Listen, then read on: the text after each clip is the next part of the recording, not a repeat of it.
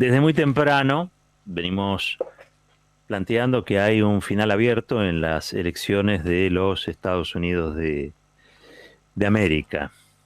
Una elección más reñida de lo que se pensaba. Otra vez las encuestas planteando un escenario ya definido prácticamente en favor de Biden. Y hasta el momento, con las complicaciones del caso, recién hablábamos con una periodista de Washington, hasta el momento un escenario de paridad sin resolución. La amenaza, sí, de Donald Trump de judicializar la elección. Hace poco el presidente actual, que está tratando de ir por su reelección, modificó o logró, mejor dicho, que se incrementara el número de representantes conservadores en la Corte Suprema de los Estados Unidos, que es la que eventualmente debería resolver en una judicialización del resultado electoral. El sistema en Estados Unidos es distinto al argentino, se parece en un poquito a lo que sucedía antes cuando había colegio electoral en la Argentina, es decir, se vota, es una elección indirecta, no es una elección directa, se votan o se eligen representantes a un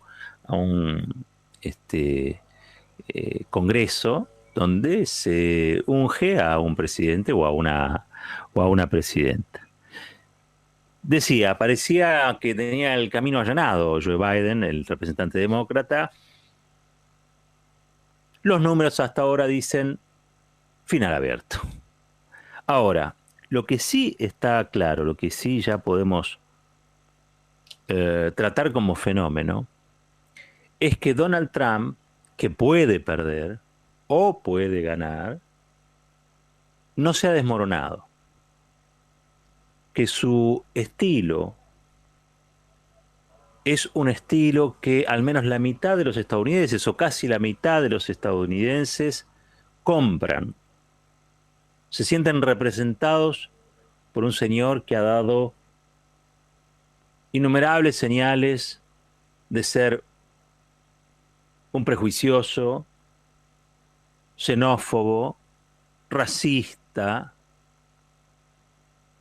que cree que el mundo está dominado por una especie de conspiración contra los Estados Unidos, que pone en crisis a los organismos multilaterales, que es yo diría, encarnizado luchador contra el buen gusto, el buen trato, la cortesía.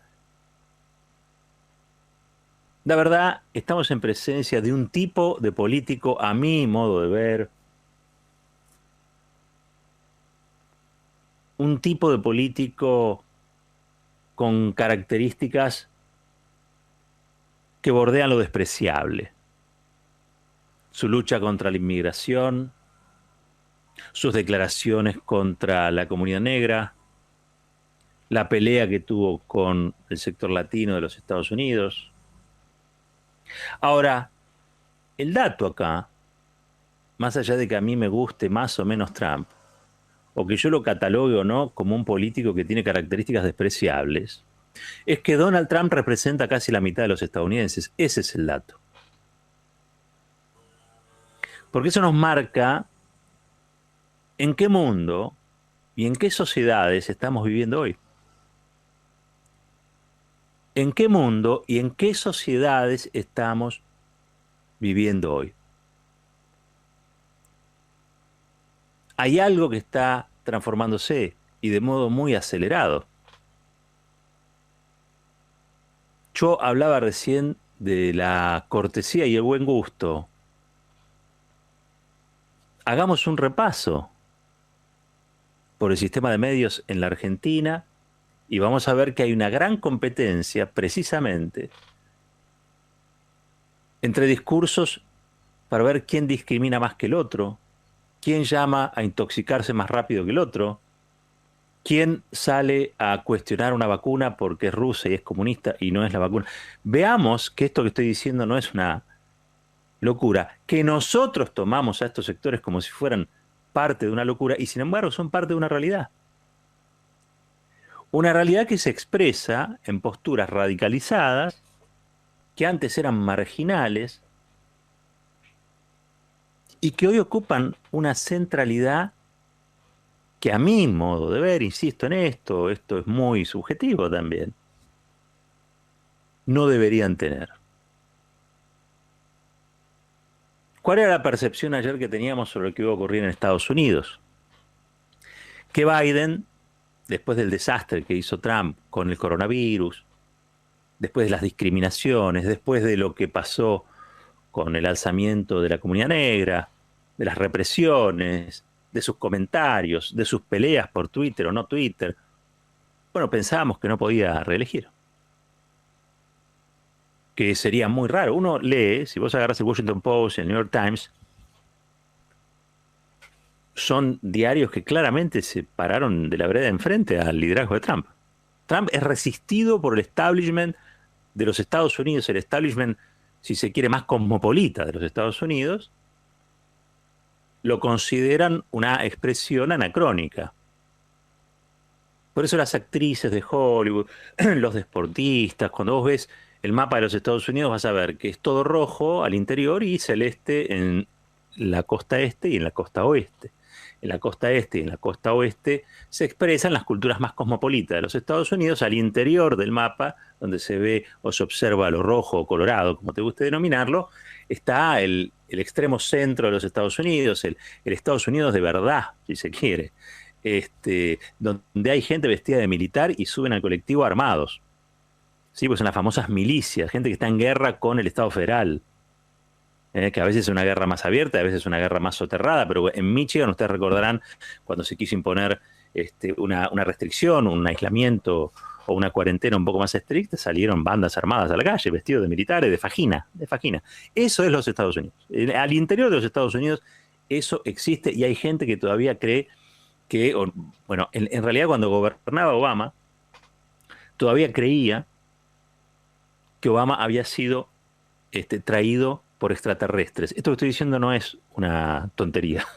Lo pueden ir a buscar a Google para darnos cuenta dónde vive esa gente. Ahora, esa gente vive en el mismo mundo que nosotros. Y esa gente se siente representada por Donald Trump. ¿Qué hizo Donald Trump? Donald Trump encarnó algo que es un resentimiento social muy, muy, muy, muy fijado, que tenía que ver con el cierre de empresas de eso que hoy denominaba Carlos Heller, que es el cinturón del óxido.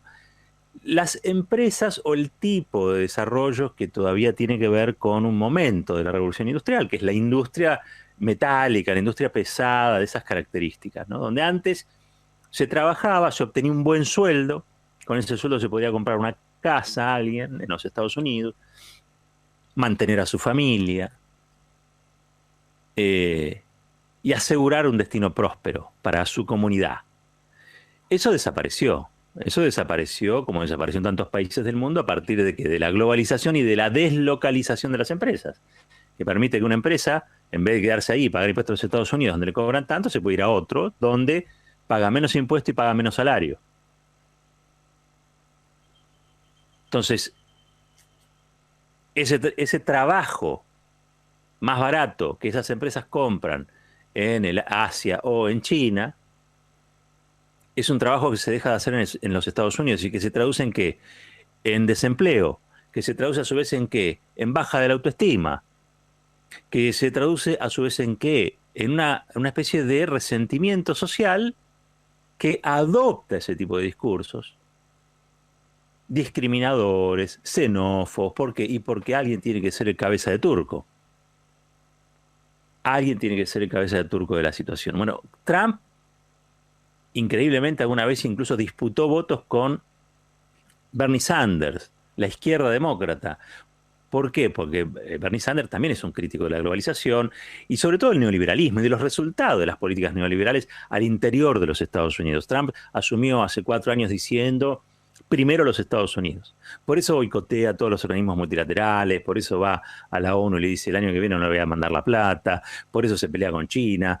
Todo eso le da un rédito enorme en esa parte roja que ustedes van a ver, que es el centro-oeste de los Estados Unidos. Yo diría que a esta altura es todo el centro.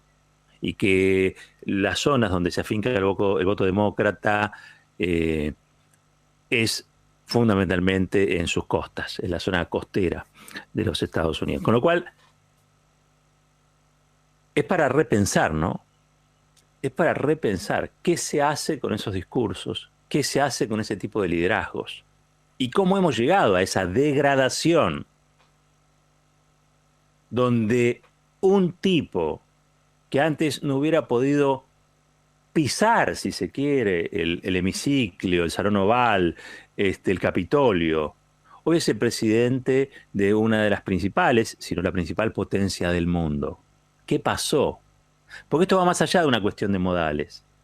Acá el problema es que hay un resentimiento encarnado en liderazgos que son muy tóxicos porque avivan, ya no tanto la polarización, porque al fin de cuentas la polarización en sí no es mala. En todo caso habrá que descubrir por qué esa polarización, o repensar, conversar, por qué esa polarización se inclina hacia discursos cada vez más violentos y peligrosos. Ahora, de fondo, para que esto exista, para que vos hoy cambies de la radio acá y te vayas a otra radio y escuches que hablan en contra de las mujeres, de los homosexuales, algo está ocurriendo, algo está pasando. Son discursos de resentidos, sí, claro, de resentidos. ¿Por qué están resentidos? ¿Y por qué expresan gente que también está resentida? ¿Qué es lo que está pasando? Bueno, evidentemente el capitalismo y la globalización prometió mucho y cumplió poco. Prometió mucho y cumplió poco. En el Reino Unido, por ejemplo, cerró una gran cantidad de astilleros. Había ciudades enteras que se habían montado alrededor de esos astilleros. Hoy viven, en el mejor de los casos, de un tipo de asistencia estatal. Eso es un caldo de cultivo para todo este resentimiento. Este es un caldo de cultivo para gente que se había entrenado en la vida para hacer determinadas cosas y estaba en el marco de sus competencias y de golpe le cambian el mundo. Y no viene un mundo mejor.